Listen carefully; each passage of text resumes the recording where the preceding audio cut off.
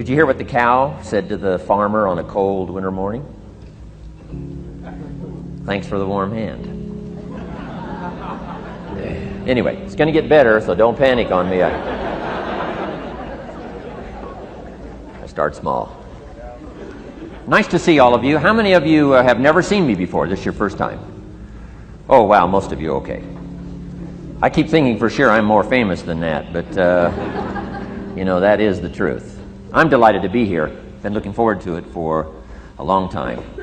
And it's nice to be back. I was here not too long ago. It's nice to be invited back. It says something when you're invited back. It doesn't say everything, but it says something. Maybe it says, let's give him one more chance, right? See if he can get it right this time. But I'm delighted to have all of you here. We're going to spend the day together. I feel two major responsibilities, and I'm sure you can guess what those are.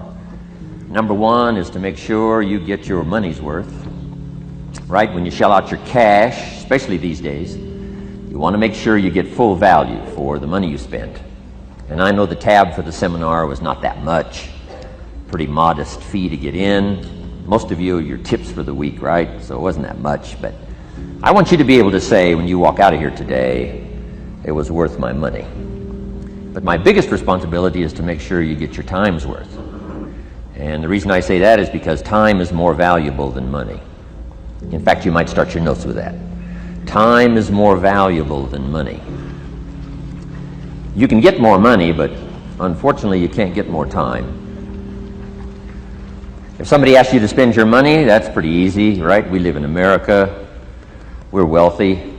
So the money's not the problem. But what if somebody asks you to spend a day? Right? You got to think that over carefully. And I know you did. I wouldn't waste one of my days, not for anybody, not for anything. Once I understood how valuable they were, I don't waste any. But to make an investment like today of your money and your time, I appreciate that. Today's going to be costly for me. It's going to cost me one of my days to be here, right? And some money, of course. But, I don't need the money. I take the money, but I don't need the money. But guess what I do need? The time. So I'm here not to just joke with you. I'm here not to just tell some funny stories and give a performance and walk away. I'm here to give you some value, and I want to make it worth your time.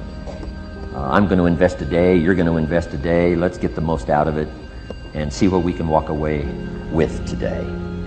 Anyway, for you that have not seen me before, just very briefly, let me just tell you my story. I grew up in Idaho, farm country, southwest corner of Idaho. In fact, my father still lives on the old homestead where I grew up. He'll be 89 his next birthday, still hasn't retired. I'm proud of my dad. He's never been ill. He's really something. I'm trying to get him to retire this year, 88. I'm telling my father, what a good year to retire when you're 88. And he says, hey, talk to me in 10 years, right? I might be ready. But anyway, I went to high school. I graduated. I went to college 1 year. Halfway through my second year of college, I decided I was smart enough, so I quit. One of my major mistakes. I should have stayed in school. But I thought, heck, I'm smart enough to get a job. That's what life's all about, right? Get a job, pay your bills, work hard, stay out of trouble, keep your fingers crossed, hope for the best. And I figured I was at least prepared to do that. So I quit college and went to work. A little while later, got married, got my little family going, and I'm out there doing what I thought was the best I could. But about age 25, I'm starting to struggle. I've purchased a little more than I can conveniently pay for on time, and the creditors are starting to call saying, hey, you told us the check was in the mail. What's the deal? And I'm getting embarrassed by that. I'm also embarrassed, big mouth me, with all the fancy promises I made to get married. I'm way behind on those promises, and I'm getting discouraged, wondering what to do. And I thought, well, maybe I should go back to school, right? 1 year of college, pretty short on an application. But, tough to go back to school, right? Especially when you got your family going. Time to stay is when you're there. So I discounted that. I thought, well, if I, had my own business, that would be the way to go. But, I'm short on money, too much month at the end of the money. If you've ever been there, that's where I was, age 25. So I had to discount that, and I'm discouraged, wondering, where do I go from here? And then the miracle happened for me. Good fortune came my way. And who can explain good fortune? I don't know. Remarkable things that happen to you at a particular time. Sometimes it's just unexplainable how those things happen. One of my friends says, well, hey, things don't just happen. Things happen just. Another good note for your notes. Things don't just happen. Things happen just. And maybe that's it. I don't know. I'm an amateur on life, I guess like most of us are, trying to figure it out, how to make it valuable. But I was ready. And my good fortune was, at age 25, I met a very wealthy man. His name was Mr. Schoaf, Mr. Earl Schoaf. A friend of mine had gone to work for him, and he started telling me about this man. He said, you got to meet this man I've gone to work for. He's wealthy, but he's easy to talk to. And he's got a unique philosophy of life. And the more he kept talking about this man, I thought, well, I've got to meet this man. So sure enough, shortly after that, I had a chance to meet this remarkable wealthy man, and I was impressed. He was wealthy. Sure enough, he was easy to talk to. I was so intrigued, within a few minutes, I said to myself, if I could be like him, farm boy from Idaho, if I could be like him, I'd give anything. And then I thought, if I could just get around somebody like him, and if he would teach me what to do, I would be willing to learn. I'm coachable. And that was my good fortune. A few months later, this wealthy man that I met, Mr. Schoaf, took a liking to me, hired me, gave me a job. I went to work for him. And I spent the next 5 years in his employ. And then, unfortunately, he died at the end of that period, at age 49. His last 5 years, but the first 5 years of my new life, I got to spend with this remarkable man, and my dream came true. He coached me, he taught me. He taught me the books to read. He taught me the disciplines. He taught me the changes to make in my language and personality. And the things he shared with me during that 5 years literally changed my life, turned my life around, changed my income, changed my bank account, changed my future, changed everything. I've never been the same since that unique experience. And I wish he was still alive today, Mr. Schoaf. I'm sure if he was alive today, especially after this seminar, Idaho Farm Boy makes it to Dallas-Fort Worth, full house, standing room only. Pretty awesome, I'm sure. If he was alive, I'd be calling him today saying, you won't believe what's happening to me. I've had a chance now to share with other people what you shared with me. But anyway, how I got here. 30 plus years ago, I was living in Beverly Hills, California. And one day a friend of mine, businessman friend, said, Jim, I'd like to have you come and share your story with my service club that I belong to, the Rotary Club. He said, I know your story, Idaho Farm Boy makes it to Beverly Hills. But he said, I think my club members would love to hear your story. He said, if I arranged one of our breakfast meetings, would you come tell your story? Just share a few thoughts. I said, okay. So I agreed to go give this breakfast talk. And guess what? They liked it. And my telephone rang. I got another call saying, we heard you've given your story and shared some ideas. Would you come talk to our club? First thing I know, I'm starting to devote a piece of my business time to giving these talks. And then one day, a businessman who'd heard my talk, I think 2 or 3 times, approached me and said, would you come and share that story and some thoughts with my management and salespeople? I said, I got this little company going. And he said, if you'd come tell your story to my organization, he said, I'd be happy to pay you. And I thought, wow, wouldn't that be something? So I agreed to go do it, and I got paid. Little did I know, another fortune was waiting for me to translate my ideas into talks and speeches and seminars. Now I've written some books. It's on cassette tape. Now I get to travel around the world. Last year I was in Japan and Israel, Spain, Mexico, Australia, New Zealand, France, Germany, Canada, and now Dallas-Fort Worth. So Idaho Farm Boy gets to travel around the world and share his story, and here I am today. Anyway, it's almost too much for me to comprehend. From where I started, raised in obscurity, in a little small farm community, and now to be here today is pretty awesome for me. So anyway, that's just a little bit about my story. My story is probably more intriguing for me than it is for you, but I wanted to hear it again, so I thought I would just, bore you with it. Anyway, I don't ask you to be impressed today. I'm the one that's impressed from where I came from to have a chance. But that's the American dream, right? Come true. Chance to start from scratch, start from obscurity, start with pennies, start with nothing, and have a chance to transform your life, change your life, set your goals, and see what you can accomplish. So anyway, that's how I got here, and I'm just delighted that this day has arrived, and I truly want to make it valuable for you. Let's go to work. Here's what I hope you'll find out of this seminar today for your notes. Here's what I hope you'll find. Number one, sincerity. Above all else today, I hope you'll find me sincere. Best place for people to start to communicate is sincerity on both sides. I'm sure you're sincere or you wouldn't be here today, right? To spend this kind of money, to spend this kind of time, roll up your sleeves today, go to work like I am, and get this message. You've got to be sincere. So I assume you're sincere. Now I want you to see me sincere. But I've got a good note for you to make. Sincerity is not a test of truth. Important note to make. Sincerity is not a test of truth. We must not make the mistake of saying he must be right, he's so sincere. That would be a mistake. And here's why. It's possible to be sincerely wrong. So we don't mistake sincerity for truth, right? Sincerity is only a test of sincerity. Truth has to yet be tested by truth, okay? But hopefully you will find me sincere and truthful. Next, a combination of things I hope you'll find here today. Ideas plus inspiration. Ideas plus inspiration. Ideas, business ideas and social ideas and personal ideas, we all need ideas.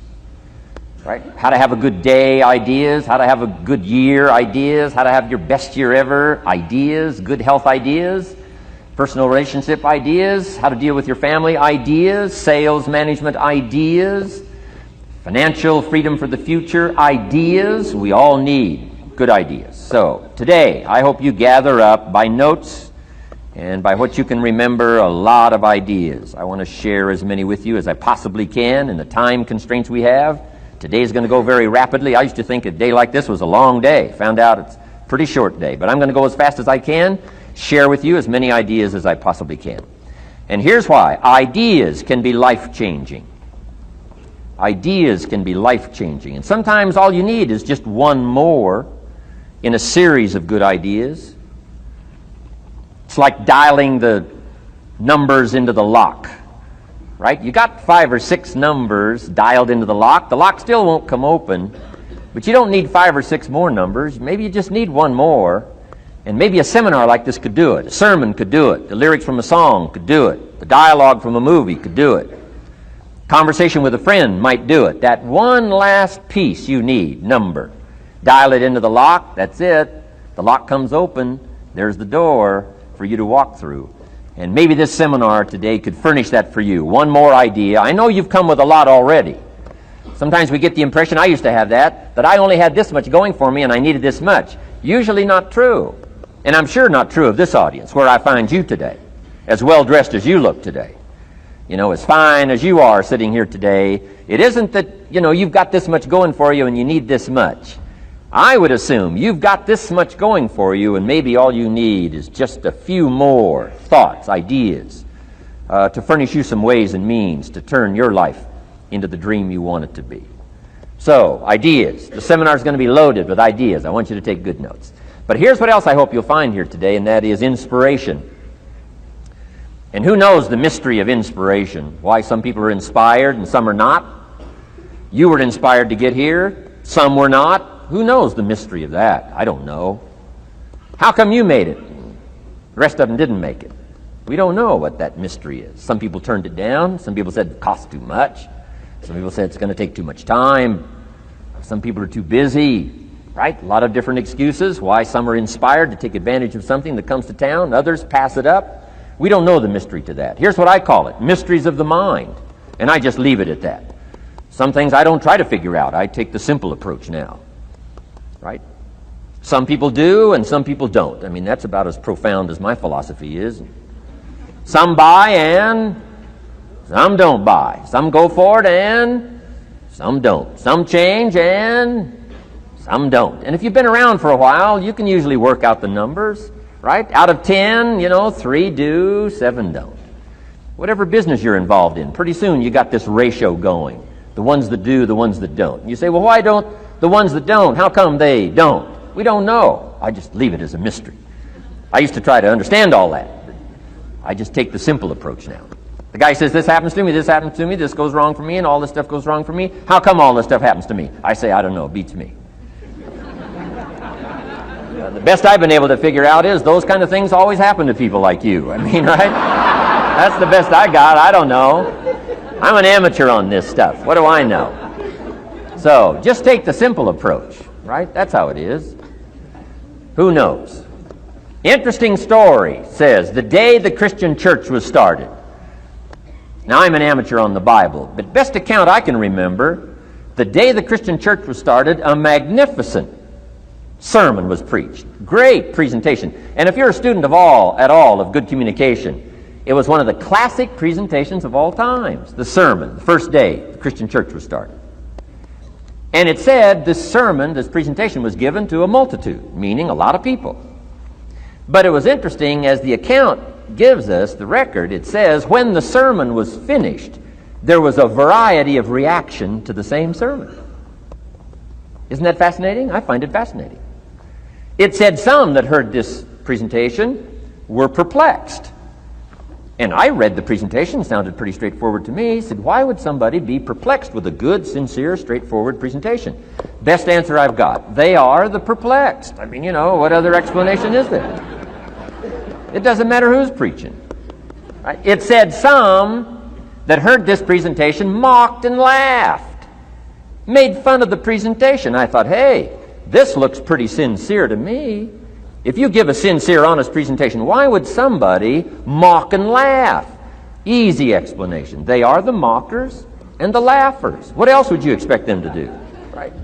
I used to try to straighten all that out. Say, well, they shouldn't do that. I don't do that anymore. I've got peace of mind now. I can sleep like a baby, not try to straighten all this stuff out. I used to be so naive. I used to say, well, liars shouldn't lie. See, how naive can you be? Of course they're supposed to lie. That's why we call them liars. They lie. So I don't straighten this stuff out anymore. Anyway, it said some that heard this magnificent presentation didn't know what was going on. And they're usually easy to spot. They're usually saying, what's going on, right? I mean, they don't know what's going on.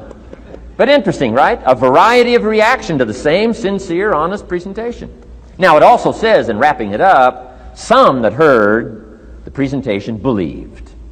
And I think that's who the speaker was looking for, the believers. Interesting. Now, it said the number of believers was about 3,000. So, a pretty good first day. 3,000. I've had some first days, but I never had 3,000. But anyway, 3,000 were believers. And that's the speaker was looking for the believers out of this multitude. And that's about as close as we can come to understanding the mystery. Some believe, and some mock, and some laugh, and some are perplexed, and some don't know what's going on. And you just have to leave it that way. Why? Because that's the way it's going to be. The way to be brilliant is to find out how it's going to be and then say, here's how it should be. I mean, that's how you become brilliant. So, anyway, who knows the mystery? I call it mysteries of the mind. We don't understand. But I don't try to change it anymore. On this particular story, as far as we know, they didn't have classes after the presentation to try to de-perplex the perplexed. I mean, as far as we know, they left them perplexed. They left the mockers mocking. They let the laughers laugh. I mean, they didn't come back and try to straighten all this out. You say, well, how can you build a church? Well, make another presentation, and you'll get some believers and some mockers and some laughers and some who don't know what's going on. So that's about the best we can do. So, but I'm glad I've got the believers here today. You believed enough to shell out your cash and part with your time and some of your effort and energy, and I appreciate that. So, hopefully you'll find some inspiration here today. All right? To get the most out of today, a couple more notes. Number one, be thankful. That's a good way to capture the most of a day like this. Be thankful for what you already have. That shouldn't be any problem in America, being thankful. Everything we need is available in America. Everybody wants to come here, right? The last time I was here, that little presentation I gave, everybody wants to come here, America. People haven't plotted and schemed the last 40 years saying if I could just get to Poland, everything would be okay. No, everybody wants to come to America. Why? Everything's available here. All the books you need, all the sermons you need, all the churches you need, all the schools you need, all the instruction you need, all the inspiration you need, all the capital you need, all the markets you need, all the challenge you need, all the information you need, all the seminars you need. Everything's available here. This is America. So number one, let's be thankful for what we already have. Thanksgiving does this. Opens up the doors, opens up the windows, opens up the channels. Thanksgiving for what you already have. I did a seminar one weekend up at the ranch, up at Clear Lake. Got a lodge up there. Nice setting, high valley, high serenity ranch. For the weekend, Friday evening, Saturday, Sunday. People drove in from around California. I got there late Friday afternoon. Everybody had pretty well already gotten there. I couldn't believe the parking lot. Continentals and Eldorados and Mercedes and Cadillacs and unbelievable. Ferrari, one Rolls Royce, unbelievable. I walked in, good-looking crowd about like this, sitting there ready for the weekend seminar. My opening remarks were, ladies and gentlemen, I think the rest of the world would find it strange that we have all come here this weekend to try to figure out how to do better. Right? I think the rest of the world would say, I don't understand. Guy in his Rolls Royce saying, I got to get to the seminar, find out how to get another one of these Rolls Royces. Unbelievable.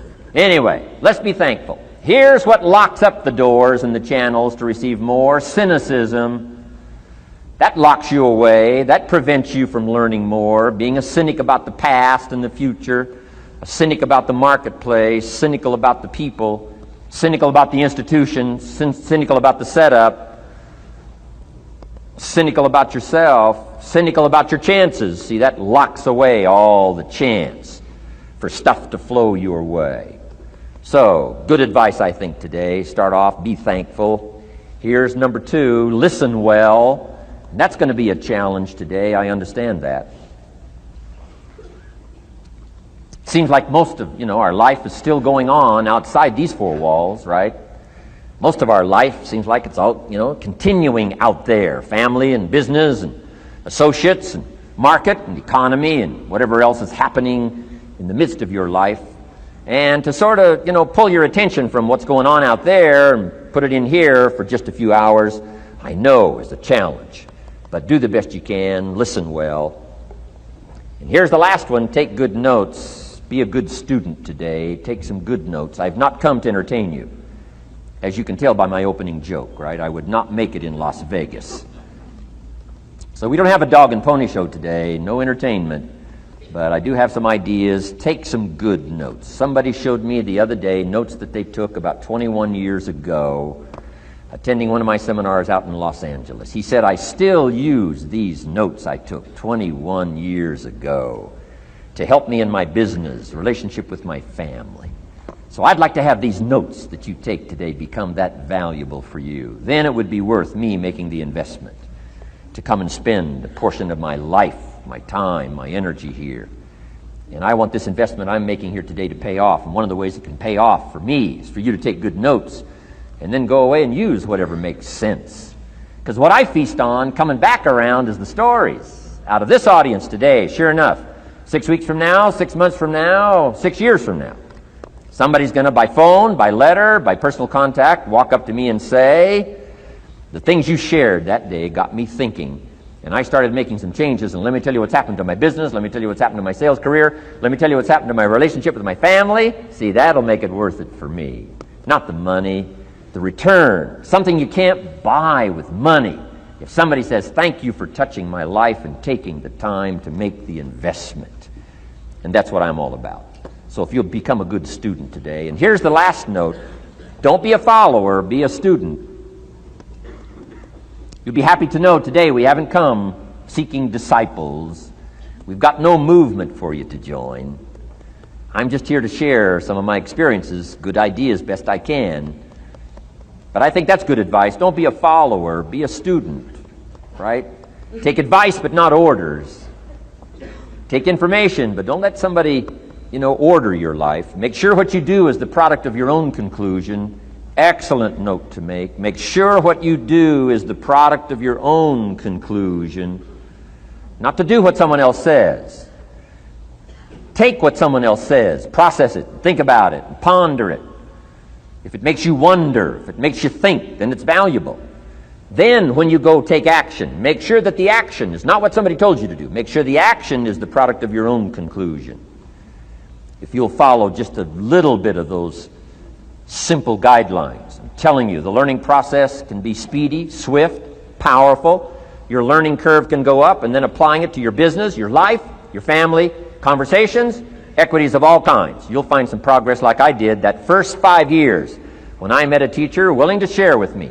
Turned my life around. Progress I couldn't believe happened for me. Okay. Let's get started. I want to review, I was here last time and we talked about the 5 major pieces to the life puzzle.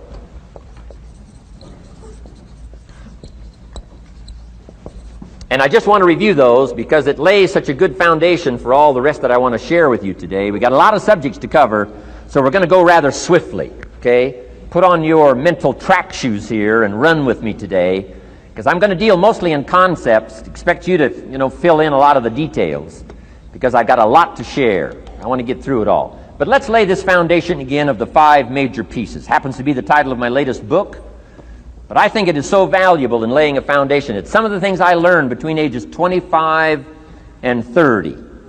The teacher who taught me so well. He dealt in these fundamentals, we call these.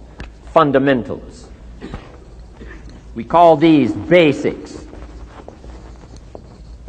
Basics for sports, fundamentals for sports, fundamentals for your business, fundamentals for the way you deal with your family, a few simple things, a few basic things that if you practice every day can make all the difference in the world, how it works out.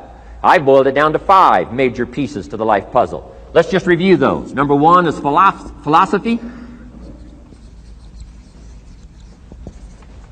Philosophy, as I taught the last time I was here, philosophy, in my personal opinion, is the major determining factor in how your life works out. Philosophy, the major determining factor in how your life works out. Philosophy. To form our philosophy, you got to think. You got to use your mind. You got to process ideas. And this whole process over a lifetime, starting way back here when we were children, schools that we've attended, our parents, our experiences, all this stuff that we've processed by the thinking process helps to develop our philosophy. And in my opinion, each person's personal philosophy is the major factor in how your life works out. Here's what I called it in that last presentation when I was here. It's called the set of the sail. Each person's personal philosophy is like the set of the sail. Now, I used to think it was circumstances that ordered my life. If someone would have asked me at age 25, Mr. Rohn, how come you're not doing well? Pennies in your pocket, creditors calling, nothing in the bank, behind on your promises to your family, you live in America, 25 years old, got a beautiful family, every reason to do well, and things are not going that well for you. What is wrong here? It would not have occurred to me to blame my philosophy. It would not have occurred to me. Saying, well, I got this lousy philosophy, and that's how come I got pennies in my pocket and nothing in the bank, and things aren't working well. That would not have occurred to me. I found it much easier to blame the government. Much easier to blame the tax problem. I used to say taxes are too high. Top tax rate when I first started paying taxes, 91%. Back then, when your income reached a certain level, all your income over that, 91%. So I used to say that's too high. Now, the top tax rate's about 33%. But people are still saying what? Taxes are too. See, but you can't use that anymore. If it's gone from 91 to 33, how could it be too high? Come on. I threw all that old excuse stuff away. Some people found it, though, and they're using it these days. My old list. I used to blame the traffic, the weather, used to blame circumstances, right? People say I'm too tall, I'm too short, I'm too old, I was raised in obscurity, raised on a farm, parents of modest means, all the stuff. If you were to ask me, how come you find yourself here, Mr. Rohn, age 25, living in America, land of abundance and opportunity, pennies, zero in the bank, not doing well, creditors calling, it would not have occurred to me to blame my philosophy. I found it easier to blame the company policy. I used to say, if this is all they pay, how do they expect you to do well? So I figured that, my future was going to be tied to what everybody else was arranging, the economy and, interest rates. I used to say things cost too much. That was my whole explanation, not my philosophy, until my teacher taught me better that this is where the problem was, my own personal philosophy. Here's what's exciting about each person's personal philosophy. That's what makes us different than dogs and animals and birds and cats and spiders and alligators. That's what makes us different than all of the life forms. The ability to think, the ability to use your mind, the ability to process ideas, and not just operate by instinct. In the winter, I'm telling you, the goose can only fly south. What if south doesn't look too good? Tough luck. It can only fly south. But see, human beings are not like a goose, can only fly south. I mean, you can turn around, go north, you can go east, you can go west, you can order the entire process of your own life. And we do that by the way we think. We do that by exercising our mind. We do that by processing ideas and come up with a better philosophy, a better strategy for our life, goals for the future, okay? Plans to achieve those goals. All this comes from developing our philosophy. Philosophy helps us to process what's available. Well, when we get here, we got seed, and we got soil, and we got some rain, and we've got some what? Sunshine, and we've got some seasons, and what? The miracle of life. Now, the key is, what do you do with all this stuff? How do you turn all this stuff that's available here into equity and promise and lifestyle and dreams and future possibilities? All of this that's possible now with human beings, how do you take all this stuff and turn it into this equities and values? Well, it starts with philosophy. What is the seed? What is the soil? What is the sunshine? What is the rain? Is it possible to take some of each of all the stuff that's available and turn it into food and turn it into value and turn it into nourishment and turn it into something spectacular and unique that no other life form can do? And the answer is yes. But you cannot deal with all this stuff and what to do with it unless you start refining your philosophy. Think, use your mind, come up with ideas, and strengthen your philosophy. So the seed and the soil and the rain and the sunshine, this is called, the economy and the banks and the money and the schools and everything that's available out there, processing information, what to do with all that, and turn it into equity and value. That is the major challenge of life, my personal opinion. So each person's personal philosophy now is going to determine what you're going to do with seed and soil and sunshine and rain and miracle, the change of seasons. That's it. My personal opinion. Each person's personal philosophy is like the set of the sail. That's what this seminar is for today. Help you to trim a better sail. You don't need a better economy. You don't need better seed and soil. In fact, when it comes to seed and soil and rain and sunshine and seasons and the miracle of life, that's all you got. Now, what if you blame this stuff? Then you're blaming all you got. If you blame the economy, and you blame the schools, and you blame the teachers, and you blame the sermons and the preachers, and you blame, the marketplace, and you blame the company and company policy, what else is there? When some people get through with their blame list, there isn't nothing else. That's all there is. And if you blame the only thing you've got to work with, I'm telling you, it's called mistake colossal in not understanding that that's all you've got to work with. And if this is all you've got to work with, then you don't change the seed, and you don't change the soil, and you don't change the rain, and you don't change the sunshine, you don't change the seasons. Right? Guy says, I'll take 3 springs, 4 summers, 9 falls, no winters. No! You can't fool with this stuff. You got to take it like it comes. Then what do you change to make your life work well? You got to start with your philosophy. Guess what I had to do at age 25 in order to change my own future? I had to change my mind. I had to change my thinking. I had to change my philosophy.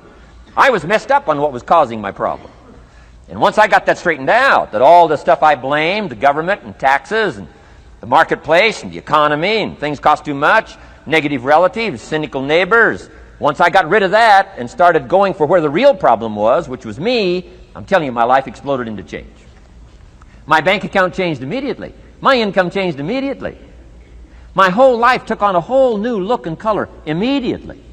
And the early results I got from making these philosophical changes tasted so good, I've never stopped the process from that day until this. And I'm telling you, with a little consideration of the refinement of your sail, by setting a better sail, refining your philosophy, your whole life can start to change from today on. You don't have to wait till tomorrow. You don't have to wait till next month. You don't have to wait till spring. You don't have to wait till 93. You can start this whole process immediately. I recommend it. Now, some people do so little thinking, they don't even have their sail up. I mean, you can imagine where they're going to wind up at the end of this week, at the end of this month, at the end of this year. Now's the chance to change, process all this information. So number one is philosophy. Okay. And we dealt with all that, where we get ideas from personal experience, from other people's experiences. I don't want to get into all those details because we covered that the last time I was here. But philosophy, that's number one, my personal opinion. Each person's personal philosophy. Here's the definition of success and failure. Just make this note. Here's failure. A few errors in judgment, repeated every day.